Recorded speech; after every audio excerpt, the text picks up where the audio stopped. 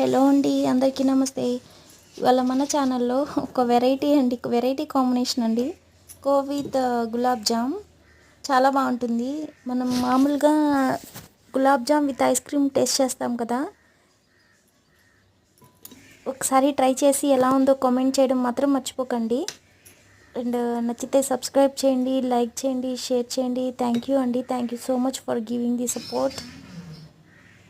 ఒకసారి ఈ combination try